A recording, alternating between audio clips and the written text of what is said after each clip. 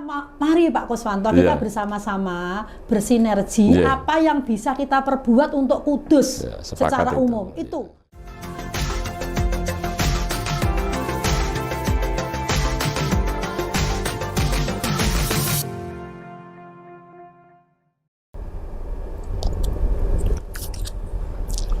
Assalamualaikum warahmatullahi wabarakatuh. Salam sehat. Para sahabat Bang Kumis, hari ini saya menghadirkan seorang narasumber yang unik karena pertama kali saya menghadirkan narasumber seorang wanita yang hebat. Beliau adalah Ketua Kamar Dagang Indonesia atau Kadin. Beliau juga punya Yayasan Putri Cempa yang selalu giat dalam pendidikan anak-anak yang masih dini.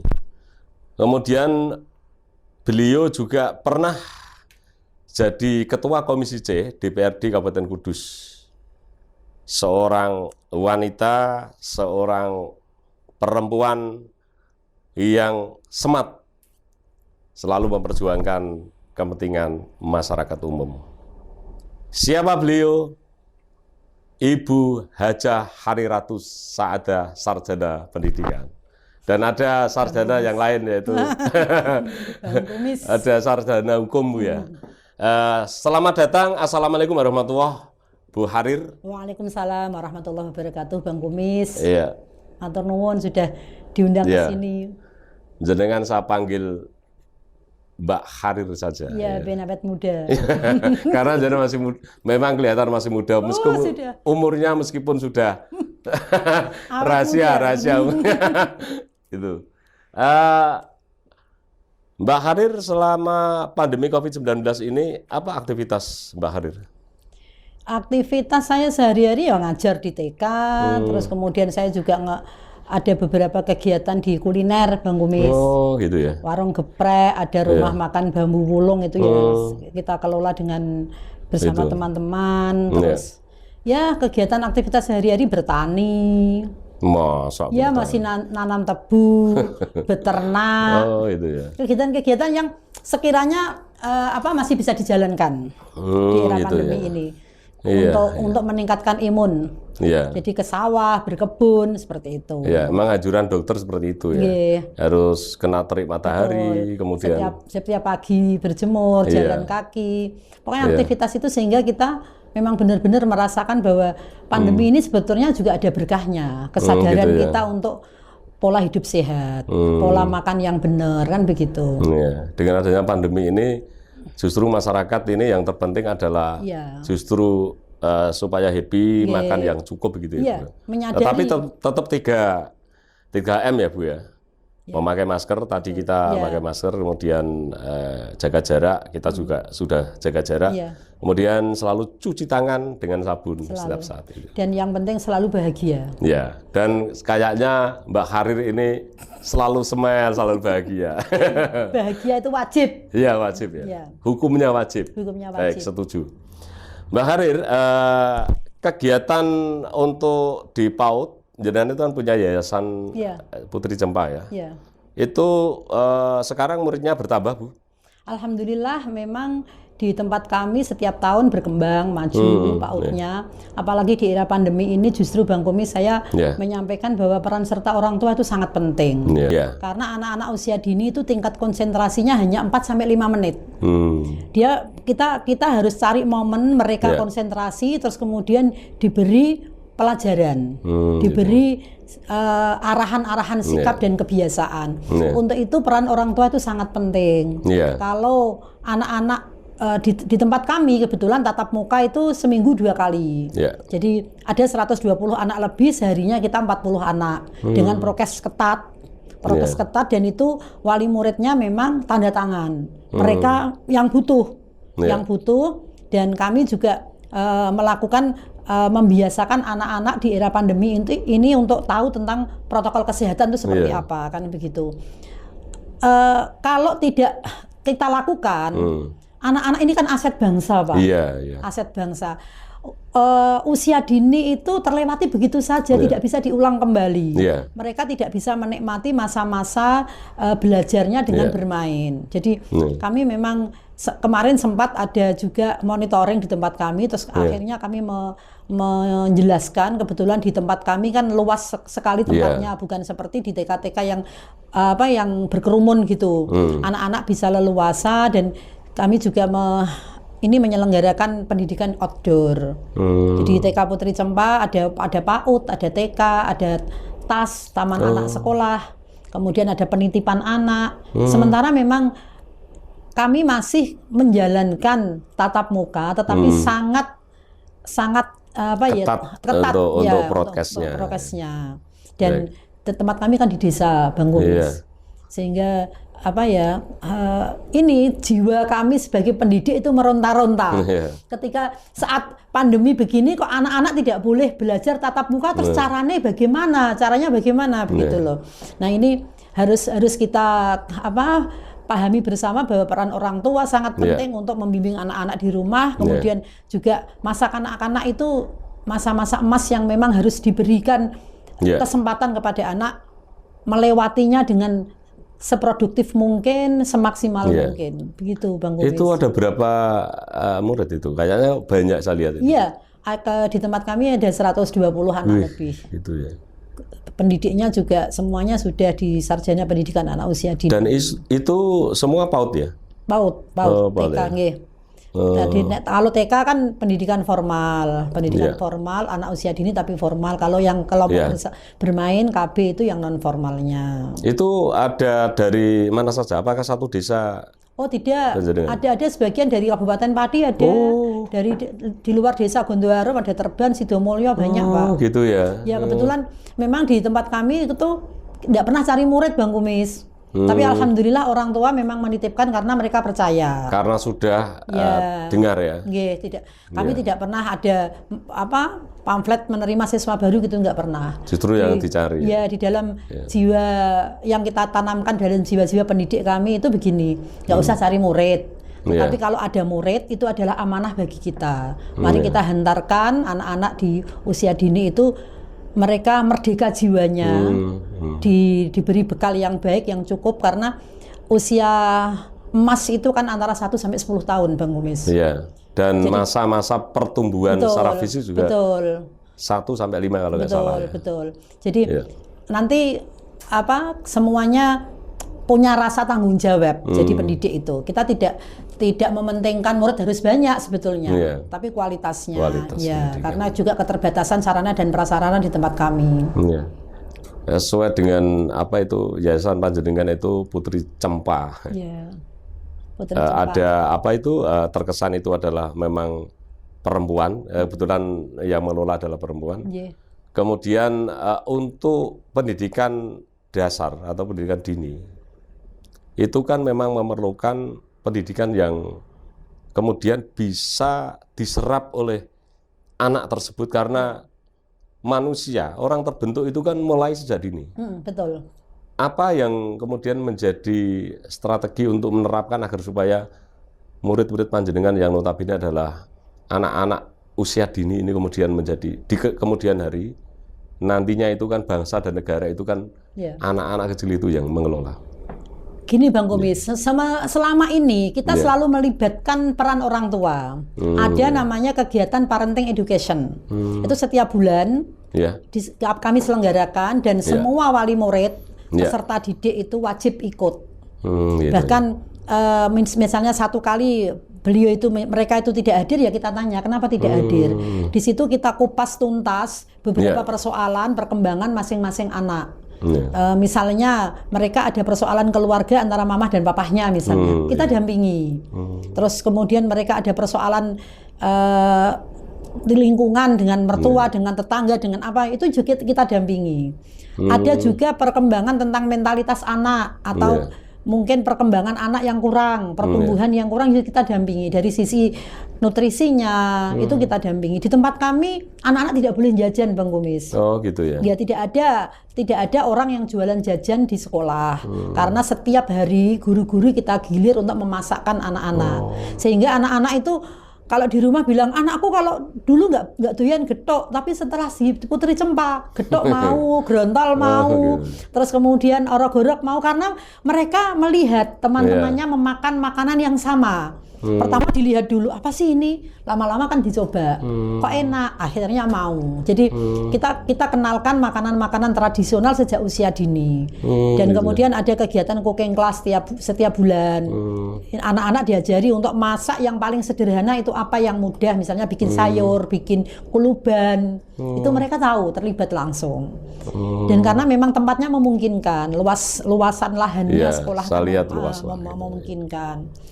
Jadi ini sudah kita praktekkan di Putri Cempa sejak pertama kali berdiri, tidak pernah anak-anak jajan. Sehingga mereka berlomba-lomba untuk nabung. Setiap hari dikasih sangu 2.000 ya nabung, 1.000 ya nabung gitu. Baik, Mbak Harir. Ya. Itu kan jenengan sekarang konsen di PAUD ya, yang notabene adalah pendidikan anak yang masih berusia dini. Apakah tidak ada niatan atau obsesi untuk mendirikan pendidikan yang jenjang berikutnya, misalkan TK misalkan, atau kemudian madrasah ibtidaiyah atau sejenisnya lah? Obsesi sih ada, cuman kita melihat kemampuan kita, Bang Kumis. Kalau bisa sih apa yang sudah ada ini dikelola istiqomah, kan begitu, dirawat dengan baik. Karena kami juga di desa dulu termasuk pendiri Madrasah Ibtidaiyah, TPQ, Diniyah juga ada. Cuman semua sudah dikelola oleh masing-masing pengelola. Seperti di Putri Cempa sebetulnya sekarang saya sudah tidak ketua, saya hanya pembina yayasan. Kalau dulu di Al Anwar pernah yang TPQ Diniyah itu saya yang rintis juga saya, tetapi sudah tidak jadi ketua yayasan.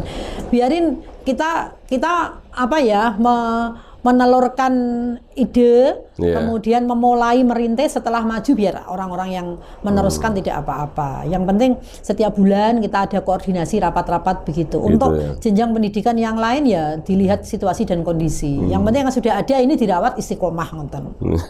Dan bermanfaat ya.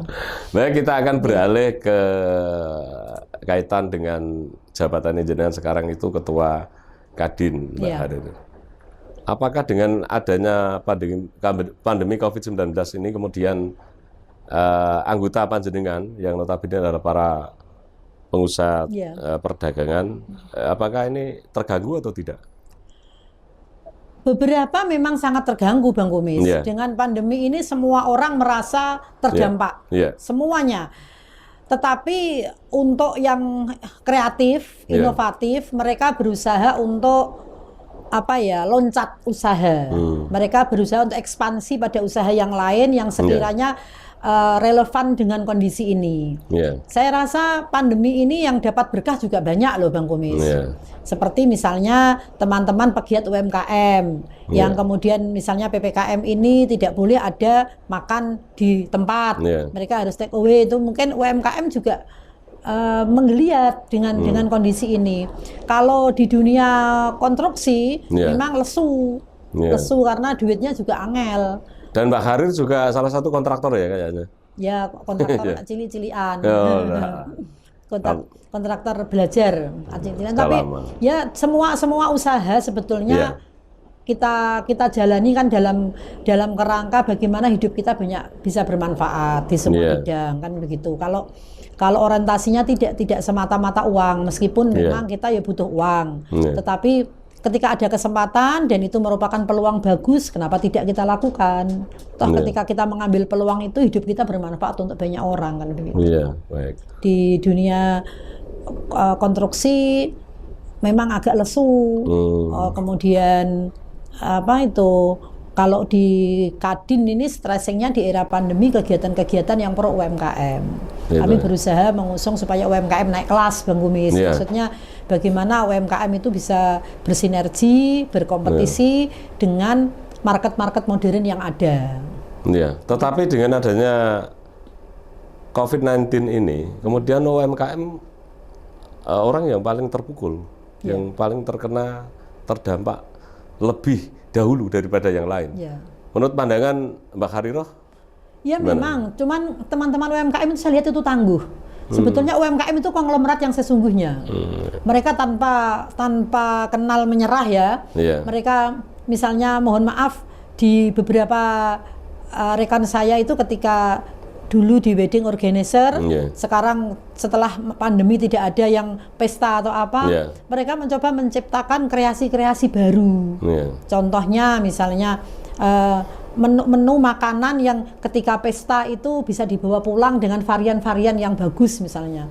Saya rasa kalau di Kudus khususnya, pelaku-pelaku usaha itu tangguh-tangguh Bang Kumis. Tinggal peran serta pemerintah memudahkan mereka, memfasilitasi sehingga mereka itu semakin termotivasi. Itu saya harapkan sih peran serta pemerintah ini yang paling penting. Nah, menurut Mbak Khariroh, apakah peran pemerintah ini di Kudus ya terkhusus sudah maksimal menurut pandangan Mbak Khariroh? Saya rasa belum. Karena saya tidak tahu ya untuk skala prioritas program pemerintah itu untuk pertumbuhan ekonomi itu di segmen mana. Saya belum melihat keseriusan untuk mensupport atau mendorong pelaku UMKM itu.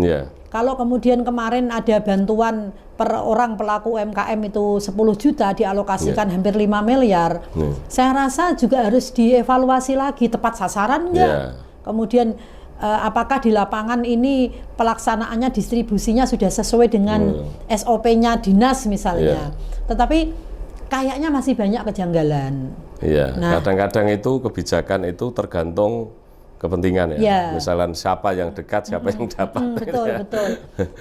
Dan juga UMKM itu mestinya diberi ruang, diberi peluang. Itu lebih senang, tidak sekedar bantuan yang spontan gitu. Tetapi, sifatnya tunai, tapi sebetulnya pengarahan. Jadi kalau bisa sih pemerintah Kudus memang mensupport UMKM ini dengan cara memberi peluang mereka, dan banyak hal sebetulnya yang bisa didukung dengan kebijakan pemerintah. Misalnya setiap sekolahan, lembaga pendidikan itu harus mewajibkan siswa-siswinya memakai batik Kudus misalnya. Itu kan juga bisa, Pak.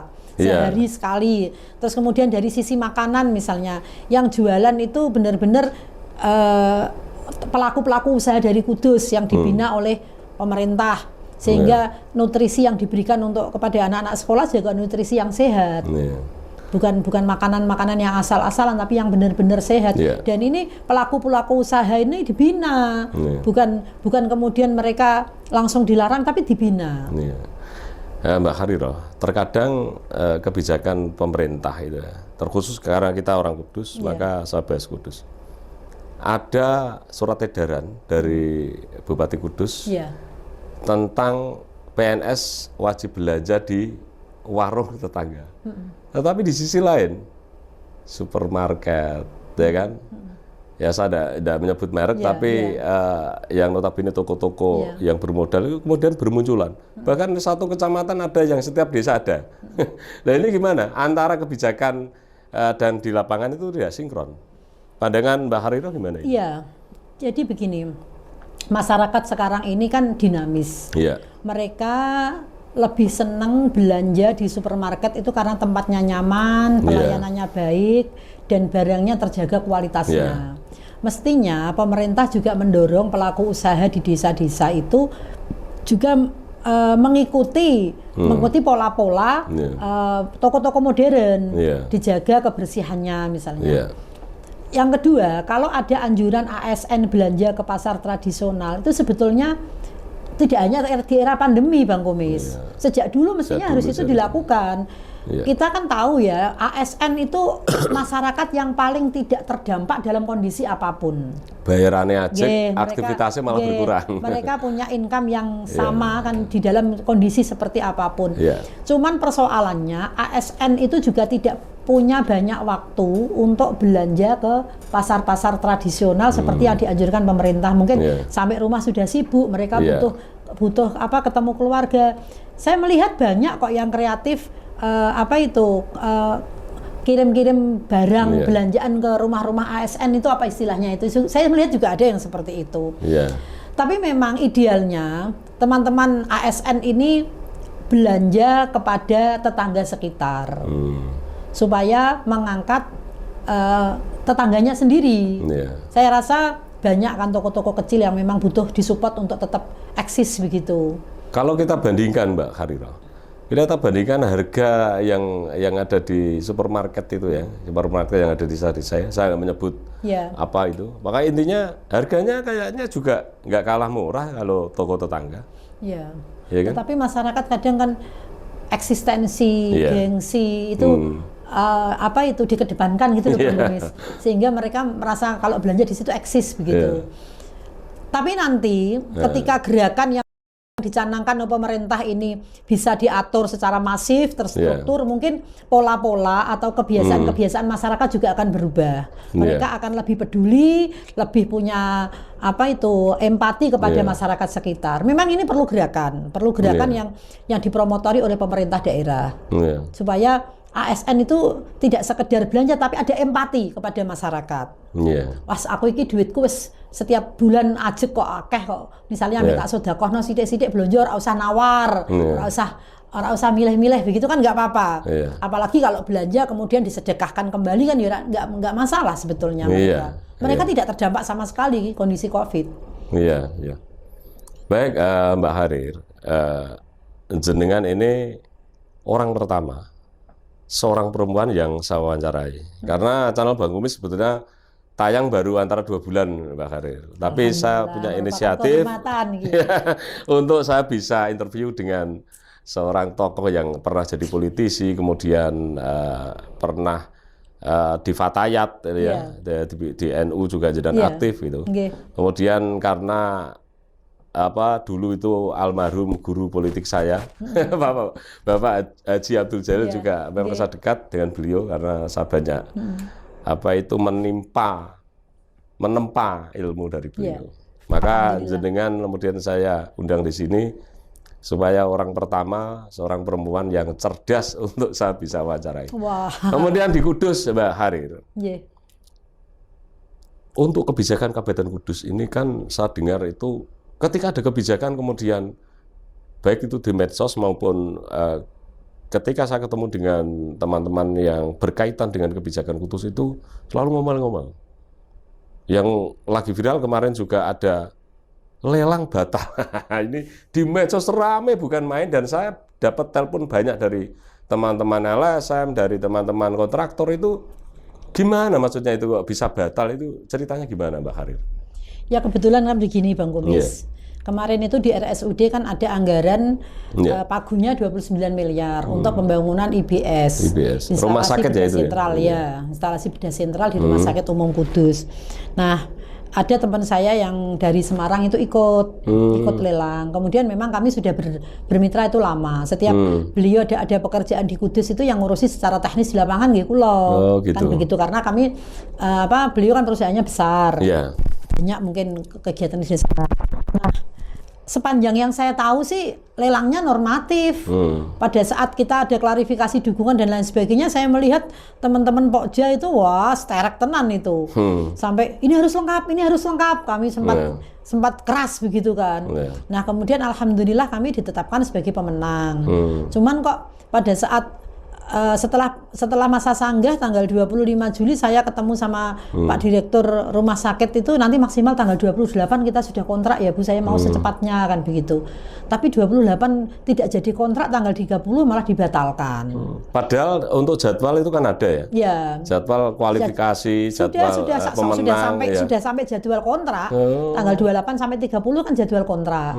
Pak Direktur sendiri menyampaikan maksimal tanggal 28 aja Bu kita kontraknya. Nggih Pak Sendiko.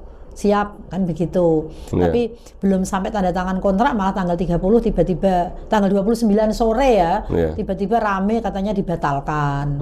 Nah, dibatalkan itu kami juga tidak diberitahu karena kan by system ya di LPSE. Cuman yang saya herankan itu data-data di LPSE dihapus. Sudah tidak bisa kita lihat lagi. Di LPSE? Ya. Di ULP itu sudah dihapus. Kita sudah tidak bisa mengakses lagi. Kemudian klarifikasinya dari pihak ULP gimana pada waktu itu? Katanya ada indikasi peretasan atau dihacker gitu loh dari LKPP menyampaikan itu. Tetapi ketika kami meminta surat dari LKPP tidak ada kata-kata lelang harus dibatalkan. Kalau ini saya rasa sih memang sebuah pelanggaran hukum. Satu, membatalkan lelang tanpa dasar hukum yang jelas. Yang kedua, penghapusan data. Itu ya. Ya. Kalau misalkan itu benar-benar dilakukan oleh hacker ya, katakan, itu kan ya bisa ditelusuri siapa ya, yang harus bisa. Ini kan negara hukum, harus bisa ditelusuri. Dan itu tidak serta-merta lelang harus dibatalkan kan begitu. Biar penelusuran itu dilakukan, tapi proses lelang, proses penandatangan kontrak jalan, kecuali nanti pada saat sudah pekerjaan jalan itu ada keputusan hukum tetap, ya itu resiko rekanan dong. Misalnya harus berhenti. Kalau setahu saya secara aturan begitu.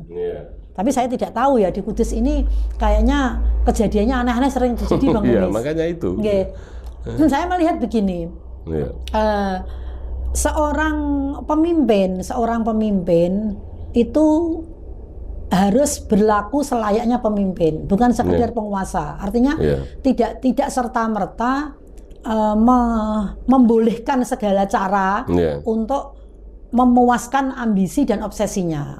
Semua kan harus sesuai dengan aturan. Kalau soal kegiatan IBS ini nanti biar fakta hukum yang membuktikan. Saya sebagai masyarakat yang kemarin berpartisipasi ikut di pelelangan itu karena kami bermitra dengan PT Bina Arta yang dinyatakan menang, ya menunggu saja prosesnya nanti seperti apa.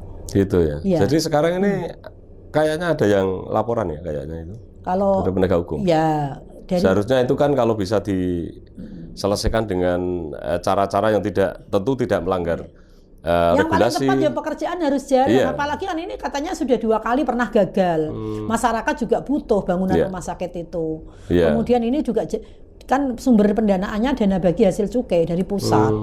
Artinya kalau masyarakat merasa bahwa ini harus dilaksanakan dan ini dibatalkan, ya yang rugi masyarakat Kudus sendiri. Iya, justru yang rugi itu adalah masyarakat karena itu segera digunakan untuk kesehatan masyarakat. Nah, kami sebagai yang sudah diumumkan menang, ya harusnya sudah bisa jalan. Ini kan tinggal kami dipanggil, tanda tangan kontrak, dikerjakan, selesai. Iya. Memang prosesnya seperti itu. Ketika sudah menang, tanda tangan dan BPKOM, kemudian penjadwalan untuk pelaksanaan.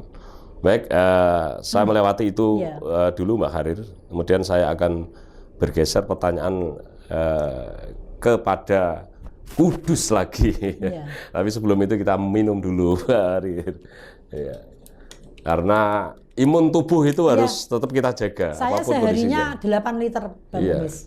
Padahal kalau batas rendah itu kan 4 liter ya satu hari ya, untuk agar supaya tidak bangun dehidrasi. Tidur 2 liter. Sarap nanti. Tapi sekali minumnya? Ya, langsung seliter gitu. Saya sekali satu minum seliter. Saya kuat minumnya. Makanya awet enom.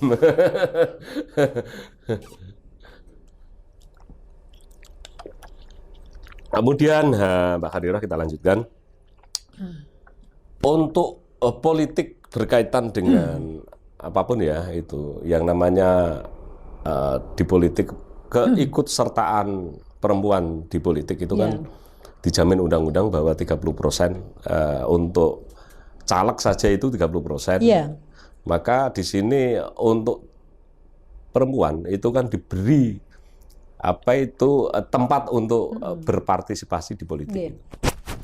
Selama ini saya dengar di Kudus itu belum pernah ada pimpinan bupati seorang perempuan. Karena wakil sudah pernah. Sahabat kita, ibu kita, Bu Haniah itu kan pernah jadi wakil bupati Kudus.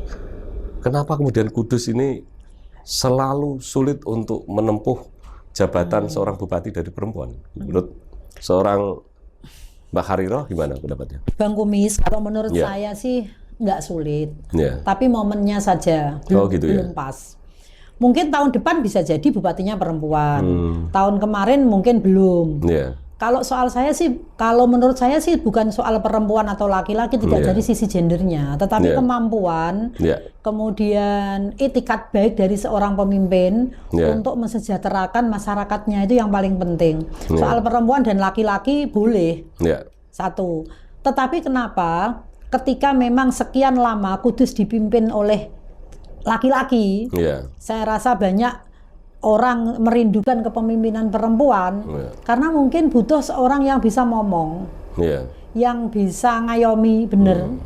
Kemarin terus terang Bang Kumis, saya juga membantu teman saya Bu Hajah Sri Hartini. Mestinya kesempatan berpolitik atau ruang politik untuk perempuan itu dimulai dari pengkaderan, perekrutan di masing-masing partai politik. Jadi ada semacam keseriusan beberapa partai politik concern untuk memberikan kesempatan bagi kader-kader perempuannya untuk tampil di ranah publik. Saya potong Mbak Harir. Untuk undang-undang untuk caleg itu kan memang diberi kuota 30% dan siapapun atau apapun partainya itu kan tidak berani melanggar itu karena caleg itu harus 30% dan nomor urutnya juga sudah dihitung 30% itu nomor 1, 2, 3 itu juga salah satunya itu perempuan.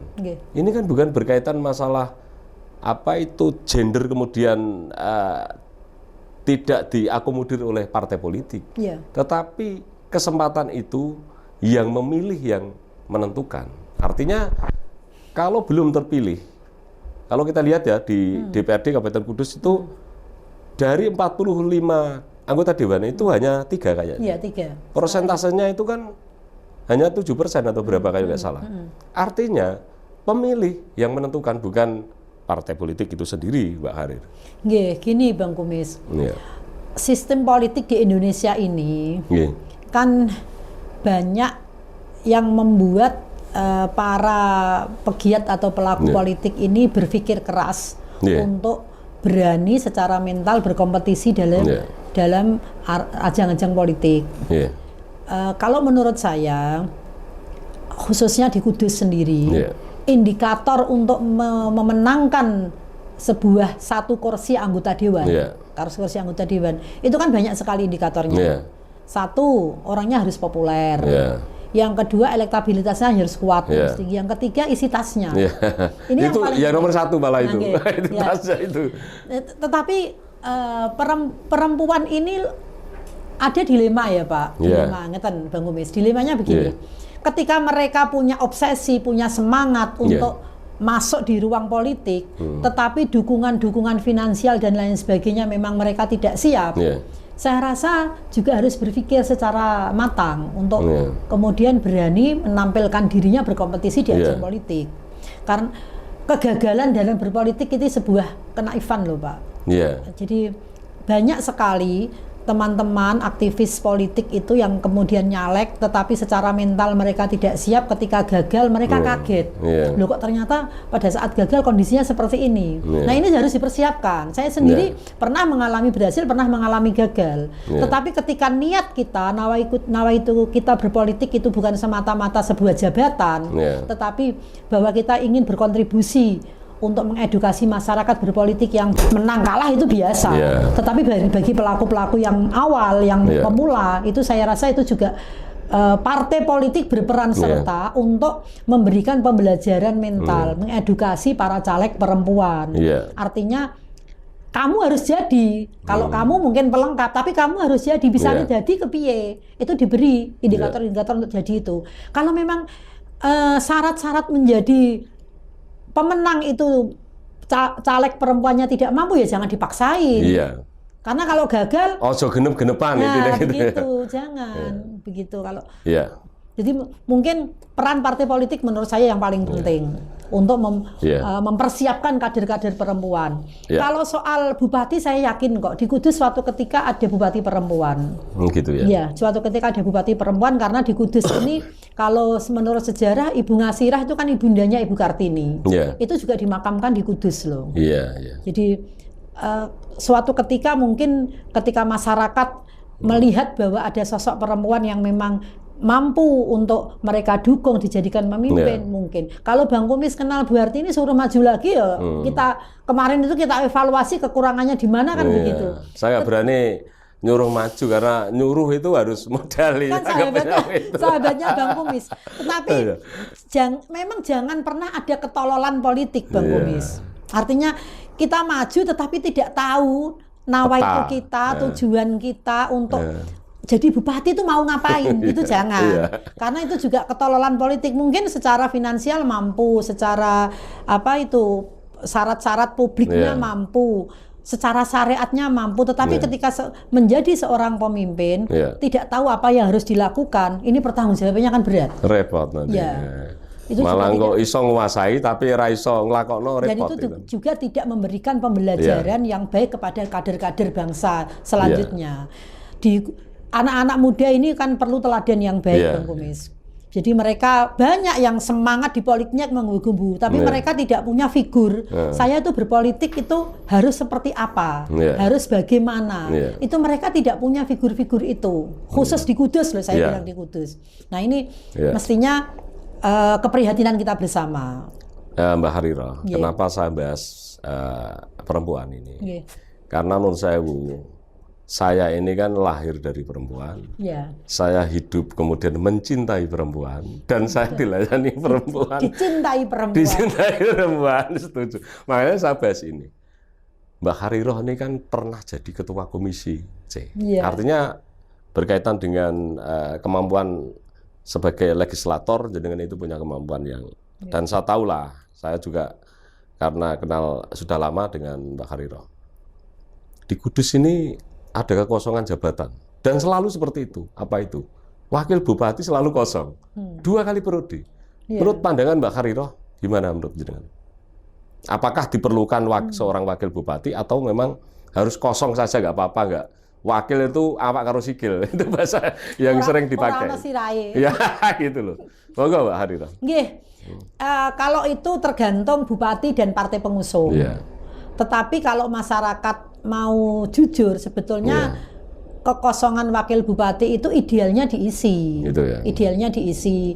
Apalagi ini asumsi saya secara pribadi, Bang Kumis. Saya melihat ada peran yang akan diemban oleh seorang wakil bupati nanti, yaitu menjadi mediator antara pejabat-pejabat atau pemimpin-pemimpin elit di Kudus itu untuk memaksimalkan kinerja pemerintah dalam rangka melayani dan mensejahterakan masyarakatnya. Saya potong, apakah menurut Mbak Hariro di Kudus ini untuk pimpinan-pimpinan yang jenengan tadi utarakan tidak sinkron?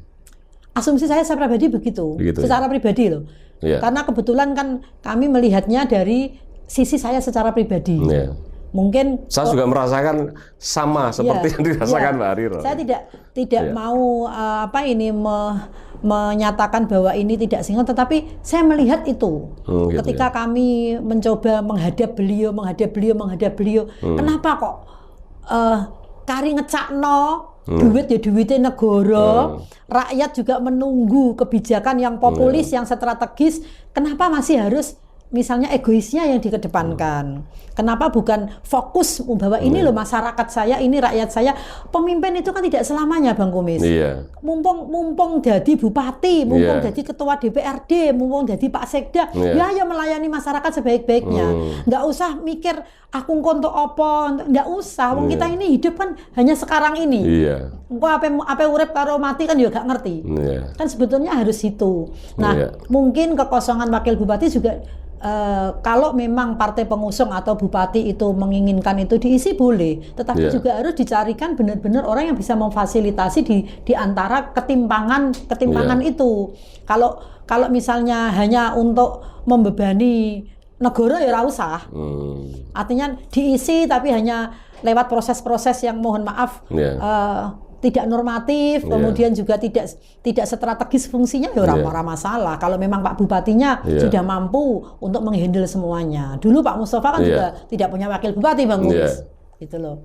Tapi setidaknya Mbak Harir, seorang sepintar apapun, cerdas apapun, manusia itu kan ada sisi kelemahan, sisi kurangannya. Kenapa undang-undang kemudian mengamanatkan bupati dan wakil bupati? Tentu semangat untuk ada wakil bupati juga ada, agar supaya karena satu orang itu ada sisi kelemahannya bisa ditutup oleh wakilnya. Artinya ketika kita berbicara akses manfaat, ya tentu ada wakil bupatinya. Nah, menurut Mbak Hariro, kenapa kemudian sampai hari ini tidak diisi? Apakah anggota dewan ini memang AB dengan kondisi semacam ini, atau memang di Kudus ini sudah baik-baik saja, kok nggak perlu ada wakil bupati barangkali? Gimana Mbak Harir? Kalau saya melihat itu begini, Bang Kumis. 3 partai pengusung ini saya rasa belum ada titik temu untuk mengusung nama. Oh gitu ya. Jadi antara mungkin lah P3, PKB dan kemudian Hanura. Kan 3 partai kan PKB, P3, Hanura ya. Itu yang mengusung. Mungkin belum ada figur yang mau diusung, belum ada titik temu itu. Yang kedua, pandemi ini kan menyibukkan banyak orang. Mas orang-orang yang kepikiran tentang itu. Bagaimana pandemi ini cepat berlalu, kegiatan-kegiatan apa yang harus dilakukan oleh pemerintah kan begitu. Sehingga mungkin pemikirannya Pak Bupati tidak sampai ke situ. Tetapi memang seperti yang disampaikan Bang Kumis, kalau wakil bupati ini ada, tentu bisa membantu kinerja bupati. Secara fisik juga orang kadang ada capeknya kan begitu. Untuk melaksanakan kebijakan juga dibutuhkan pendamping atau yang bisa mewakili kan begitu. Tapi lagi-lagi ya terserah partai pengusung, Bang Kumis. Partai pengusungnya ingin nggak? Partai pengusung itu kan juga bertanggung jawab kepada masyarakat. Dia sudah pernah mengusung bupati dan wakil bupati, pertanggung jawabnya bagaimana ketika sekarang wakil bupatinya kosong? Soal anggota dewan juga punya peran pengawasan. Ada nggak anggota dewan yang pernah mengusulkan wakil bupatinya kok kosong, diisi apa ora? Dia memerankan institusinya sebagai fungsi pengawasannya bagaimana kan begitu. Dan tokoh masyarakat, pegiat, aktivis, ada yang nggak mengusulkan. Kalau tidak ada ya tenang-tenang saja, semua sibuk dengan pandemi ini, mungkin seperti itu. Iya, kalau misalkan Bang Kumis ini secara pribadi diberi kesempatan untuk mengusulkan, sama mengusulkan Mbak Hariro jadi wakil bupati. Jadi begini, usulan kan harus dari partai pengusung. Kemudian yang kedua, saat ini itu kita tidak usah berandai-andai Bang Kumis. Berbuatlah yang kita bisa itu sekarang ini apa gitu di depan mata. Tapi pertanyaannya Mbak Hariro, karena jenengan ini kan seorang perempuan yang kita lihat tahulah kapasitasnya, dengan itu punya kemampuan dari sisi motivator untuk memotivasi orang juga pandai, kemudian solusi-solusi yang harus diselesaikan ketika ada permasalahan, tahulah. Apa nggak berani ketika masyarakat dan ada partai yang kepingin mencalonkan seorang Hariratu Saadah kemudian menjadi bupati atau wakil bupati, berani nggak? Ini bukan soal berani dan tidak, Pak Kumis, tetapi soal idealnya bagaimana, selayaknya bagaimana, sak pantesnya kepiye. Pantes nggak begitu loh. Kalau berani dan tidak, kita ini kan orang Islam, la haula wala quwata illa billah, tiada daya dan kekuatan semuanya kan dari Allah. Kemudian saya berprinsip bahwa apapun peluang, kesempatan yang ada, sepanjang itu bisa bermanfaat untuk diri kita dalam mengisi kehidupan kita di dunia menuju ke akhirat nanti, ya kita jalankan. Nggak apa-apa kalau memang PKB, P3, Hanura, Harilah, sampean wakil bupati ya siap. Kan begitu, kan lagi-lagi di partai pengusung. Tetapi kalau mereka menolak Harilah itu siapa? Nggak usah, ya tidak usah memaksakan, begitu Bang Kumis. Jadi apa alurnya saja, normatifnya bagaimana begitu. Ya baik, Mbak Harir, jenengan itu jadi ketua Kadin, kemudian sekarang megang Bambu Bulung, rumah makan Bambu Bulung. Itu kan. Dengan pandemi COVID-19 bagaimana? Apakah terpengaruh atau tidak? Wah, sangat terpengaruh, sangat terdampak. Semua warung makan saya yang tutup sudah 3, Bang Kumis. Ada ayam geprek ya? Iya. Tapi yang ada di Mejobo kayaknya masih jalan. Oh, masih itu kan? Punya kakak itu. Oh, gitu. Yang sudah. Tapi ya itu tadi tutup itu karena memang solusi yang terbaik. Daripada kita memaksakan diri kan begitu. Solusi terbaik sementara ditutup dulu. Gitu ya. Nanti anak-anak yang sudah mengabdi lama bekerja diberi kesempatan yang lain, tidak di situ kan begitu. Kalau masih ada yang bisa diegoke. Ya, Mbak Harir, obsesi apa yang kemudian nanti ke depan Mbak Harir? Apakah tetap kalau misalkan di Yayasan Putri Cempa, tentu itu kan terus nggak mungkin berhenti gitu. Kemudian jenengan selaku pengusaha juga ya dan kontraktor, apakah tidak ada pilihan untuk berpolitik kembali seperti dulu Mbak Harir? Berpolitik itu sesuatu yang mulia.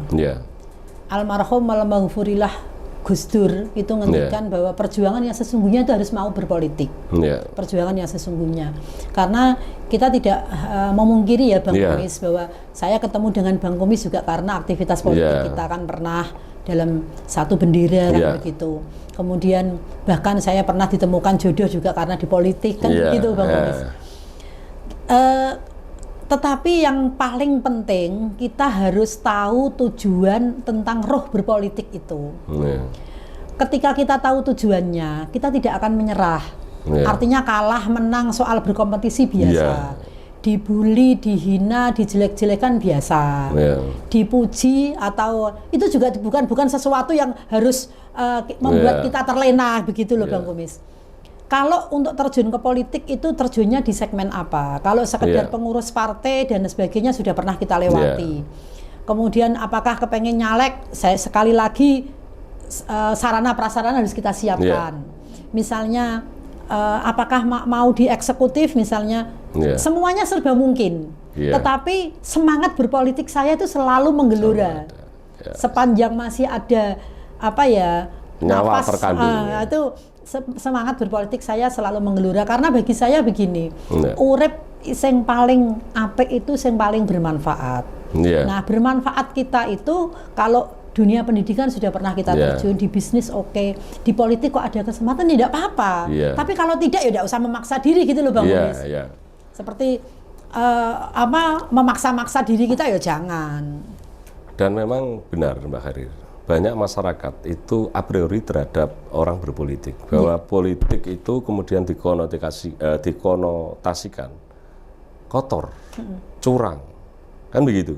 Tapi sebetulnya kalau saya amati berpolitik itu ya seperti halnya kita megang pisau. Jikalau pisau itu kemudian dipegang oleh orang yang baik, ya kan untuk mengupas mangga, untuk mengupas nanas, kemudian itu bermanfaat karena bisa kita makan rasanya enak dan menyehatkan. Tapi ketika pisau ini dipegang oleh orang jahat, kemudian untuk membunuh orang, maka itu satu kejahatan dan itu tidak bermanfaat. Saya kira berpolitik itu memang sebenarnya diperlukan karena negara ini juga berdiri karena Bung Karno dan kawan-kawan beliau itu berpolitik kan begitu. Berpolitik ya penting apa? Misalnya contohnya petani Lombok sekarang harganya cuma 6.000 8.000. Bupati tinggal memerintahkan. Lombok di pasar seluruh Kudus harganya harus 30.000 itu bisa kok. Lombok teko pati orang untuk lebu. Nggak boleh masuk, harus dari Kudus sendiri harganya harus dinaikkan. Misalnya 400% atau 500 itu kan bisa. Berpolitik itu menentukan semua hal. Semua hal baik tentang pendidikan anak usia dini. Bagaimana mereka bisa memperoleh pendidikan yang selayaknya, yang seidealnya itu juga karena kebijakan-kebijakan politik, begitu, Bang Kumis. Mbak Harir, saya kadang berpikir begini, Kudus ini kan secara geografis itu kan enggak begitu jauh ya, karena Kudus berapa kilometer persegi itu, artinya orang itu padat. Kemudian Kudus ini misalkan untuk konsumsi makan ikan misalkan. Untuk ikan lele, saya pernah jagong sama pengusaha peternak ikan lele. Ternyata orang Kudus ini makan ikan lele itu disuplai dari kabupaten lain. Sebenarnya ini kan kesempatan orang Kudus misalkan ya, bagaimana bisa menjadi peternak lele, kemudian nanti lele itu dijual di Kudus sendiri, jangan menerima di kabupaten lain dulu untuk mensejahterakan masyarakat. Sebenarnya kepala daerah punya kesempatan untuk mensejahterakan masyarakat, tinggal kemauannya. Saya tertarik dengan apa yang Jenengan katakan. Ini baru satu poin, belum iya kan. Artinya berpolitik ini memang diperlukan agar supaya masyarakat. Instruksi ke Dinas Pertanian, Dinas Perikanan. Bagaimana kamu bisa mengatur supaya lele di Kudus ini adalah dari peternak dari masyarakat Kudus sendiri. Sebetulnya nggak usah muluk-muluk Bang Kumis. Yang penting adalah iktikat kita, nawaitu kita, nawaitu kita. Urip iki ape digopo sih? Kan begitu, itu nawaitu kita kok sebenarnya. Kita tidak usah kemudian ketika melihat visi misi yang muluk-muluk menggembar-gembar nggak perlu. Yang real, yang masyarakat tahu seperti apa sih sebetulnya kebutuhan mereka. Itu ya memang dengan diskusi-diskusi seperti ini. Iya, memang channel Bang Kumis ini itu kan dengan tagline kupas masalah dan isu. Kita akan selalu mengupas masalah dan isu. Karena meskipun walaupun kita hanya jagung-jagung kayak gini, tentu kita mencari solusi sebetulnya. Kita bukan mengkritik yang tidak produktif ya, tapi kita narasumber kadang seperti jenengan ini kan kemudian kalau dilihat dari pemangku kebijakan kemudian nanti bisa kalau memang perlu dilaksanakan, direalisasikan begitu. Ya memang kesadaran kepada masyarakat juga Bang Kumis. Kalau di Kudus ini kan untuk meraih suatu jabatan politis itu kan luar biasa berdarah-darahnya. Mohon maaf kita juga kemarin diberikan sajian bagaimana Pak Tamsil kena OTT kan begitu. Itu juga karena kita tidak bisa menyalahkan beliau ketika pada saat sudah duduk di singgasananya kemudian tidak fokus kepada tugas dan tanggung jawabnya. Karena kronologi untuk mencapai sebuah singgasana bupati itu kan juga kita tahu sendiri berdarah-darah sekali. Masyarakat juga harus disadarkan tentang itu, bahwa money politik dan sebagainya itu berarti mereka memberikan kesempatan kepada pemimpin untuk berperilaku yang tidak etis sebagai seorang pemimpin. Itu juga dari masyarakatnya. Tetapi mohon maaf Bang Kumis, masyarakat tidak bisa disalahkan. Menurut saya, kalau pemimpinnya baik, rakyatnya mesti apik. Jadi jangan kita kemudian sebagai pemimpin itu menyalahkan rakyat, tidak boleh. Kalau pemimpinnya baik, rakyatnya mesti apik. Ada pepatah, gurune kencing berdiri, muridnya kencing berlari. Jadi pemimpinnya dulu ini harus pemimpin yang baik, pasti rakyatnya pasti baik. Karena rakyat itu diarahkan kemana-mana mau kok. Apalagi warga Kudus ini Bang Kumis. Orang Kudus ini orang paling gampang, paling enak apapun. Mereka mandiri, mereka kreatif, mereka mohon maaf ya, orang pemerintahan itu loh masih bisa bekerja, berjalan, hidup dengan norma-norma yang dijunjung tinggi. Tanpa aturan-aturan pemerintah misalnya, mereka bisa hidup dengan baik. Nah, pemerintah ini fungsinya kan hanya mendampingi, melayani, mengayomi kan begitu Bang Kumis. Mau masyarakatnya wis pinter dewe kok. Bang Kumis saja selalu kreatif, punya kegiatan seperti ini gitu loh. Pinter-pinter masyarakatnya. Dari anak-anak usia remaja itu mereka sudah pada kreatif, sudah menjadi simbol masyarakat Kudus memang. Mbak Khariroh, apakah menurut Mbak Khariroh di Kudus ini, dalam hal ini tentu kebijakan Kabupaten Kudus yang notabene adalah Bupati Kudus, apakah sudah sesuai dengan keinginan masyarakat? Baik-baik saja atau perlu kritikan atau gimana menurut pandangan Mbak Khariroh? Semua orang saya rasa menjadi pemimpin kepengen menjadi pemimpin yang disayang dan dikenang oleh masyarakat, kepengen menjadi pemimpin yang dicintai masyarakat. Tetapi kan manusia memang banyak keterbatasan. Untuk apakah kebijakannya sudah memenuhi kriteria yang diharapkan masyarakat, ini variabelnya kan banyak Pak. Saya tidak, Bang Kumis, saya tidak berani menyampaikan bahwa wah kebijakannya ini kurang populis, kebijakannya nggak berani begitu. Yang penting coba aturan ini dijalankan. Tetapi aturan ini tidak kemudian saklek. Ada aturan-aturan juga yang mempertimbangkan sisi sosial kemanusiaan. Upamanya aku nggawe ini rakyatku bagaimana, sisi sosial kemanusiaannya seperti apa. Nah, ini diperlukan komunikasi dan koordinasi yang baik dengan stakeholders. Pemerintah dalam hal ini pemimpin kita itu wajib bisa menyampaikan semua informasi kepada masyarakat dengan cara dan bahasa yang mudah dipahami. Seperti misalnya di pandemi. Kudus ini kalau kemarin memang sejak awal diantisipasi, nggak mungkin lah dibully habis-habisan di seluruh Indonesia. Sampai Kudus meledak sebegini, sampai orang-orang di luar Kudus itu mau masuk ke Kudus takut, ekonomi sampai lumpuh. Sebetulnya semuanya bisa diantisipasi. Apa sih kurangnya Kudus? Masyarakatnya misalnya disuruh isoman tidak harus di rumah sakit, mereka bisa kok dikasih informasi, ada satgas dan sebagainya.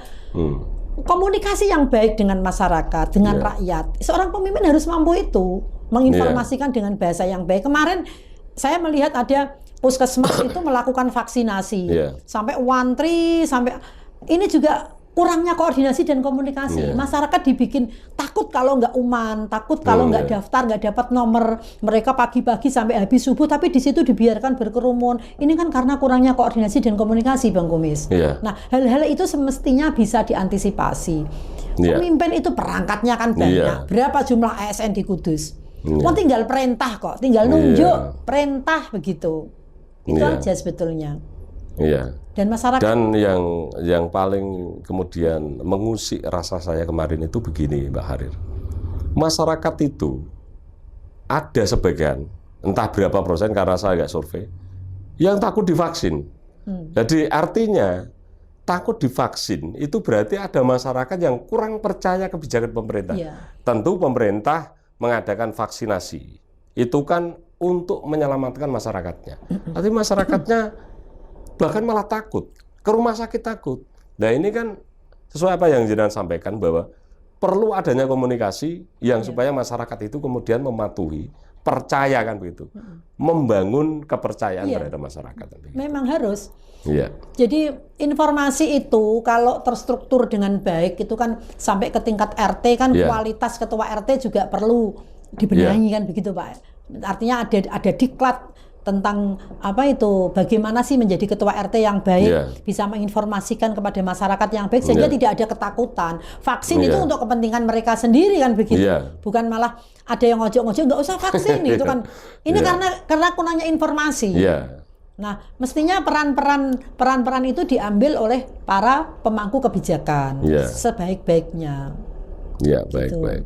Mbak Hariro, apa yang belum tercapai keinginan seorang Hajah Hariratu Saadah?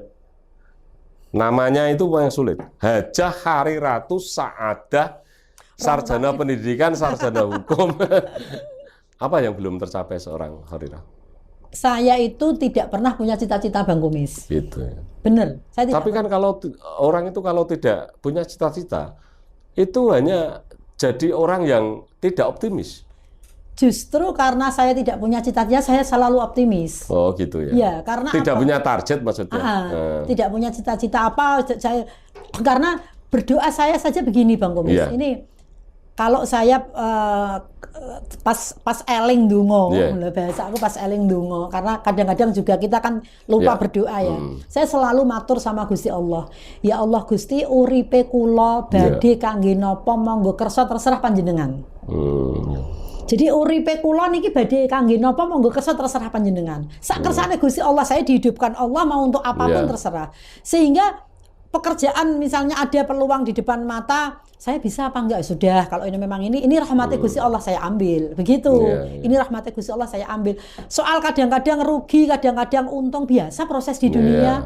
Orang itu berusaha, bekerja, jatuh bangun kan biasa, Bang Kumis. Biasa. Jadi resiko kehidupan. Jadi orang urip ya kudu gelem rekoso, kudu wani kangelan, kudu wani geteh kan begitu.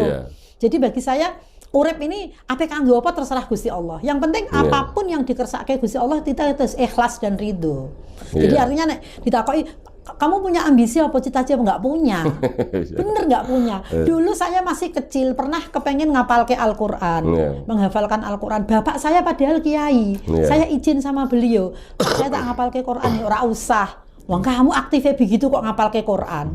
Nanti ngreksone kangelan, ndak usah, yang penting diamalno Al-Qur'an. Sebisa mungkin diamalkan. Begitu.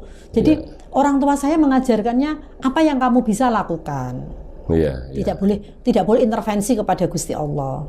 Jadi randuwe cita-cita, Bang Kumis. Seperti sekarang ini, aku rasa cita-cita, aku kepengen diwawancarai Bang Kumis, rasa cita-cita sudah diundang. Kan artinya nggak perlu cita-cita begitu loh. Ya, karena memang saya ya itu tadi, saya memerlukan seorang narasumber yang ya paling tidak diskusi tentang bagaimana di Kudus ini. Karena kita sebagai masyarakat tentu yang punya kemampuan untuk berkomunikasi dan kita kan dekat dengan para pengambil kebijakan. Artinya ya kita kumpas kalau memang ada masalah-masalah di Kudus kita perlu dan bagus acara ini bagus. Nanti juga harus menghadirkan tokoh-tokoh yang lain lagi yang banyak sekali, Bang Kumis. Jadi dari dunia pendidikan, mungkinnya di UMK juga ada tokoh perempuan, di IAIN ada tokoh perempuan, kan begitu, di Muslimat, di Fataya, di Aisyah, semuanya dipanggil satu-satu, diinventarisir. Memang perlu pendapat-pendapat mereka, pendapat beliau itu untuk mengisi semua dinamika yang ada di Kudus. Memang kita narasumber kita mengundang siapapun. Kemarin itu Forum Komunikasi Disabilitas juga kita undang, Mbak Harirah. Dan FKDK ya. Iya, itu FKDK. Pembinanya itu saya, Pak. Oh, ngoten. Dulu yang mensupport untuk membuat FKDK niku kula. Dan itu menjadi motivator hidup banyak orang, Mbak. Iya, betul. Karena ternyata kita sebagai orang yang notabene normal secara fisik, kadang kalah dengan keinginan mereka, tujuan mereka, sampai mereka itu urunan nyantuni sesama penyandang disabilitas. Itu kan hebat sekali. Gitu. Memang mereka semangat, mereka selalu percaya diri begitu. Dan ketua dan sekretarisnya itu Mas Wawan dan Mas Kencur itu mereka waktunya itu habis untuk itu. Bahkan setiap Jumat itu keliling ke saudara-saudara mereka untuk bisa saling membantu. Kami komunikasi baik dengan mereka, Bang Komis, dan saya berdoa mudah-mudahan Pak Wawan itu jadi DPR. Oh gitu ya? Kalau bisa dicalonkan aja nggak apa-apa. Jadi itu ada sebuah sejarah kalau di Kudus ada teman difabel jadi anggota dewan gitu. Selalu saya motivasi dia. Ya malah bagus itu. Saya menyampaikan bahwa kalian itu bukan cacat. Ya memang hidupmu begini ini, ngonten loh. Sempurnanya dirimu ya seperti ini. Karena setiap manusia itu ada sisi kelemahan dan kelebihan. Betul. Bahkan mereka ketika saya wawancari kemarin itu di antara penyandang disabilitas itu satu pun tidak ada yang terkena virus COVID-19. Itu luar biasa. Itulah kelebihannya. Karena mereka selalu bahagia, selalu bersyukur dengan kondisinya itu selalu bersyukur. Memang itu. Kita banyak belajar kok Bang Komis di era pandemi ini. Jadi yang kemarin makan angger-anggeran, ngawur-ngawur, sekarang sudah mulai selektif makannya. Minum udah ngawur-ngawur, sekarang minumnya sudah mulai hati-hati kan begitu. Biasanya kalau saya mandi satu malam itu 2 kali, sekarang 3 kali. Gara-gara COVID-19 ini. Saya malah sekarang membiasakan anggar ape sholat mandi gitu. Jadi enak selalu bersih begitu. Mbak Harirah, apa yang belum dicapai seorang Harirah Saada?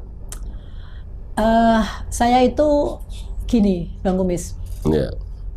Saya kepengen menjadi seseorang yang memang ridho terhadap ketetapannya Allah. Itu saya kadang-kadang masih mengeluh, masih gerundel kan begitu. Kok begini ya Allah, kok begini ya Allah. Nah, saya kepengen benar-benar bisa merasa lilo, ikhlas dengan apa yang dikersakake Gusti Allah terhadap diri saya. Menjadi orang yang ikhlas. Bagaimana itu belajar seperti itu gitu. Dan ini prosesnya tentu panjang, tidak bisa instan. Tetapi perjalanan hidup yang saya alami membuat saya banyak belajar terhadap banyak hal bahwa ternyata dunia ini hanya sebuah sendagura belaka. Dunia ini hanya permainan belaka. Kita tidak usah terlalu sepaneng ngerti loh Bang Kumis. Misalnya nuwun sewu ada keinginan ini terus kemudian sepaneng ke situ nggak perlu. Karena apa? Justru sepaneng itu yang bikin penyakitan. Jadi mending sewajarnya saja kita bisa ikhtiar itu juga atas kuasa Allah. Kalau Allah tidak memberikan kekuatan kita untuk berikhtiar, ya kita nggak bisa ikhtiar. Gitu. Jadi ikhtiar juga sesuai dengan kemampuan kita begitu. Jadi kalau saya ingin mencapai ya mudah-mudahan apa yang terjadi, apa yang saya alami, apa yang saya jalankan untuk kehidupan nanti benar-benar saya bisa ikhlas dan ridho terhadap ketetapan Allah, itu aja, nggak muluk-muluk. Orang ora kepengen apa-apa. Karena jenengan secara ekonomi juga sudah cukup. Artinya kalau sudah selesai di ekonomi memang nggak begitu banyak memikirkan apa yang harus saya perbuat. Jadi gini Bang Kumis, saya pernah di fase-fase mengalami kesulitan ekonomi yang sangat berat pernah. Tetapi ketika itu saya hadapi dengan biasa saja, saya juga ternyata bahagia. Bukan berarti merasa aku nek gak duit aku susah, enggak. Ketika kita bisa mengkolaborasikan dalam sisi nurani kita, ya biasa saja gitu loh Bang Kumis. Orang merasa bahwa duit itu yang membuat kita bahagia, bukan itu. Sudah pernah ngalami semuanya lah. Meskipun kalau tidak punya duit belum tentu bahagia juga kan gitu. Karena begini, kalau tidak punya duit kan asal kita sehat kan masih bisa bekerja. Banyak kok orang yang punya duit tetapi tidak bisa menikmati duitnya kan banyak. Kadang-kadang kan kita harus mengarah ke sana cara berpikirnya. Sehingga wis rapopo ora pati duwe duit tapi awakku sehat dan bisa menikmati hidup. Kok kan begitu. Duit akeh tapi mangane tempe. Nah, itu banyak. Olahraga jalan kaki. Betul. Itu kan banyak seperti itu dan itu orang-orang terdekat kita di sekeliling kita. Nggak usah jauh-jauh gitu loh, Bang. Nah, ini nih saya belajar banyak tentang proses-proses kehidupan begitu. Sehingga urip itu ya memang wajib bahagia. Hukumnya wajib bahagia. Tidak boleh kita berkeluh kesah atau merasa menderita, tidak boleh. Wajib bahagia. Iya. Baik, Mbak Khariroh, kita sudah hampir 1 jam. Siap. Kita nggak terasa. Sebenarnya saya pengen menjagong sama Mbak Khariroh itu sampai sore. Nostalgia. Tetapi begini Mbak Khariroh, nanti kita undang lagi lah suatu saat. Amin. Mudah-mudahan masih sama-sama sehat. Saya masih ada 2 permintaan untuk Mbak Khariroh. Yang pertama, permintaan saya adalah saya mau tahu moto hidup seorang Hajah Hariratu Saadah, sarjana pendidikan. Monggo. Ya, hidup bermanfaat, hidup bermartabat. Itu sudah. Ya, kalau 2 itu lengkap memang. Ya. Jadi bermanfaat dan martabat. Betul. Baik. Itu. Kemudian yang terakhir Mbak Khariroh, saya mau minta closing statement seorang Harirah. Begini Bang Kumis, closing saya untuk di acara Bang Kumis ini adalah saya merasa bahwa Bang Kumis ini selalu inovatif, dan panjenengan juga inspiratif bagi banyak orang. Saya masih terngiang almarhum wal maghfurillah suami saya, Pak Jalil ya. Guru saya, guru politik. Itu selalu menyampaikan, Kang Kuswanto itu yang gitu dulu kalau bilang Kang Kuswanto itu yang sembarang iso sing aku ora iso aku ndek iso. Itu pernah ngendikan seperti itu. Jadi closing statement saya, mari Pak Kuswanto kita bersama-sama bersinergi apa yang bisa kita perbuat untuk Kudus secara umum. Itu apa sesuai dengan bidang kita masing-masing. Dan saya mohon doanya sekarang saya diberi jodoh Gusti Allah kembali. Saya ingin juga menjadi istri yang solihah, yang baik, kan begitu. Aku ora diundang tapi. Nah, ini kan karena ini ayo kita bersama-sama hidup kita bermanfaat sesuai dengan bidang yang kita jalani, begitu. Siap. Matur nuwun sudah diundang di kesempatan ini, yakin ada berkah dan manfaatnya. Amin. Mbak Khariroh, saya mengucapkan terima kasih atas waktunya karena keinginan saya dan kru menghadirkan sosok perempuan yang seorang motivator, kemudian seorang muslim yang taat beragama.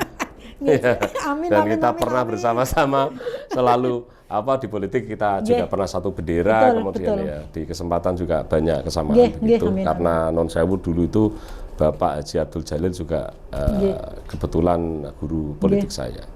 Terima kasih sekali lagi, titip salam pada keluarga, terutama suami panjenengan. Semoga sehat selalu, diberi rezeki yang berlimpah dan barokah, dan diberi kebahagiaan bersama keluarga. Terima kasih. Doa yang sama untuk Bang Kumis. Amin. Baik, terima kasih sekali lagi. Matur sembah nuwun. Wis barang Mas Hendrik. Baik, para sahabat Bang Kumis, demikian tadi saya wawancara dengan saudara kami, yaitu Mbak Hajah Hariratu Saadah, sarjana pendidikan dan sarjana hukum. Semoga ini menjadi motivasi, menjadi renungan kita bersama bahwa manusia itu hidup harus selalu bermanfaat untuk banyak orang. Setidaknya kita hidup di dunia ini harus berbuat kebaikan sesama manusia yang lain. Dan jangan lupa like, share, dan subscribe channel Bang Kumis agar supaya kami terus berkarya. Dan semoga kami bisa memberi inspirasi, memberi motivasi kepada semua penonton, semua sahabat channel Bang Kumis. Kita jangan patah semangat, karena hidup ini terus berjalan, ibarat kita roda itu berputar. Ketika kita di bawah, jangan sekali-kali kita gelisah, jangan sekali-kali kita patah semangat. selalu terus berbuat. Semoga video ini bermanfaat. Wassalamualaikum warahmatullahi wabarakatuh. Waalaikumsalam. Salam sehat.